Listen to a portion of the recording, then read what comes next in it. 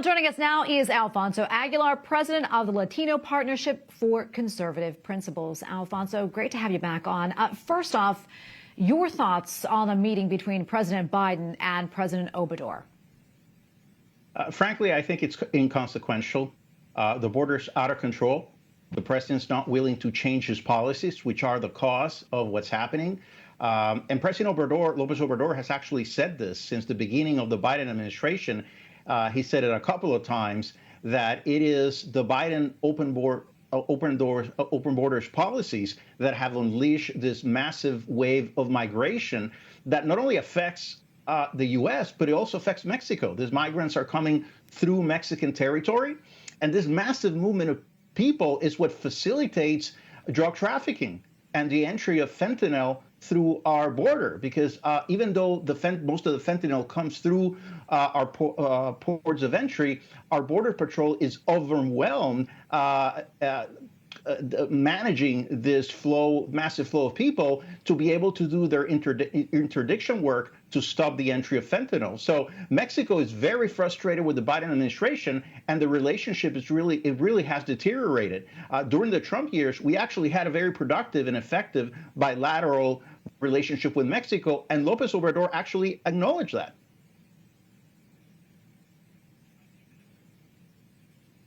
Alfonso, obviously, the two big issues really, as we see it right now, immigration and the fentanyl crisis.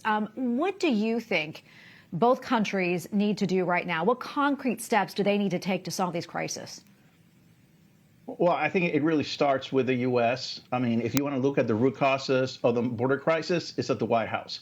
So first, we need operational control of the border. That means expanding the wall system, but most importantly, dealing with the asylum, our asylum system. The Biden administration has allowed the abuse of the asylum system. Anybody arrives to the border, asks for asylum, even if they don't have a legitimate claim to asylum, they're going to be let in. And that's why we see so many people coming in. That has to change. We have to discourage people from coming into coming to our border. And once Mexico sees that, then they'll be willing to work with us so they can take action to actually discourage people from going through their territory. I think we can also work with Mexico to reestablish the remaining Mexico policy, which really allowed us to effectively get operational control of the border during the Trump years.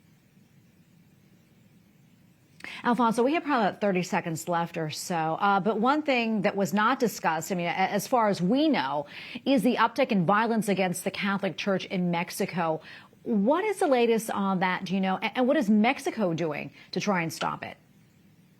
Well, Mexico's doing very little.